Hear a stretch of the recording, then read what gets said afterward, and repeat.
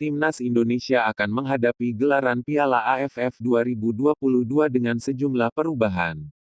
Timnas Indonesia akan menjalani partai Piala AFF 2022 pada tanggal 20 Desember tahun 2022 sampai tanggal 16 Januari tahun 2023 mendatang, atau selepas gelaran Piala Dunia 2022. Laga kali ini akan menjadi peluang bagi tim Garuda untuk mencoba meraih juara Piala AFF untuk pertama kalinya sepanjang sejarah. Terlebih lagi, pelatih timnas Indonesia, Sintayong akan menjalani Piala AFF keduanya sepanjang karir dengan mengandalkan pemain-pemain lama. Berikut analisis peluang timnas Indonesia bersama sang pelatih, Sintayong di Piala AFF 2022 nanti.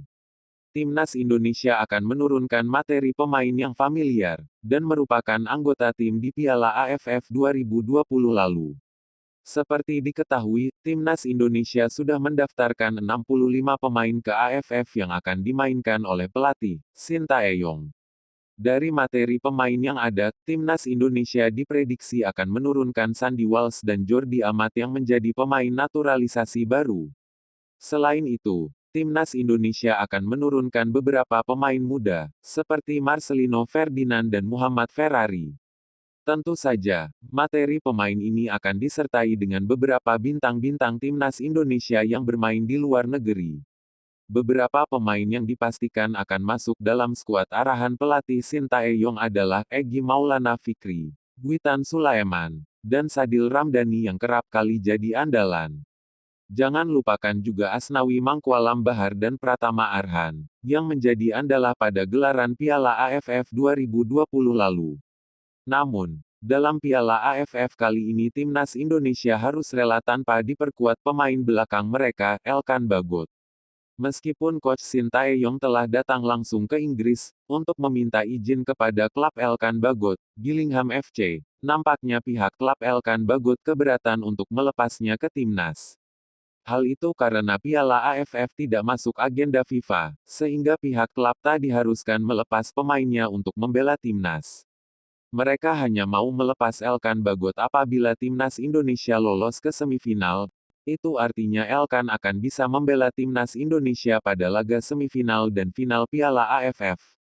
Masalah juga ada di sektor penyerang tengah, yang belum juga menemukan pemain terbaik, meskipun ada bintang timnas U20, Hoki Caraka yang bisa diandalkan.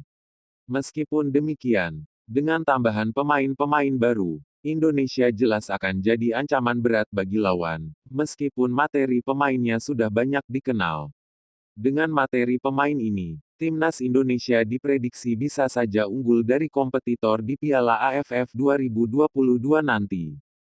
Timnas Indonesia sendiri akan menghadapi lawan yang cenderung lebih ringan di babak penyisihan grup, setelah masuk dalam grup A Piala AFF 2022.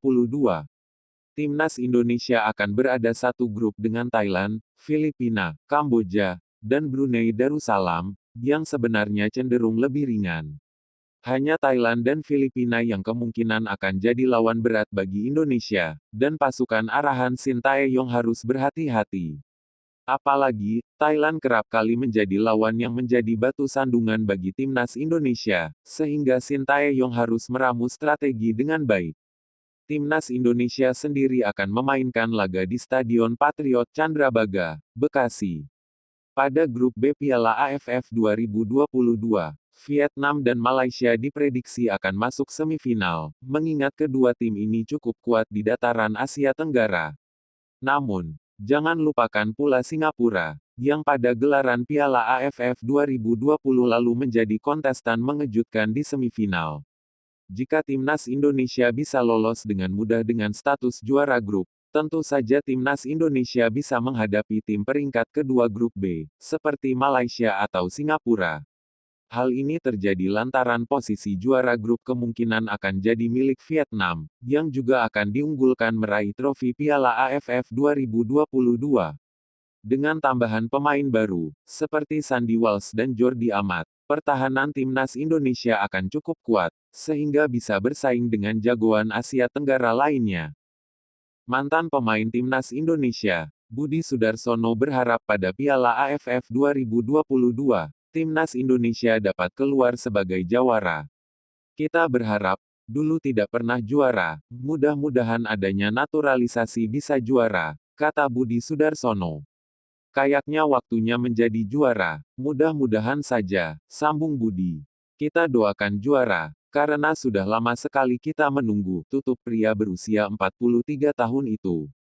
Dalam perhelatan Piala AFF, prestasi terbaik Timnas Indonesia hanya bisa menyandang sebagai runner-up sebanyak 6 kali.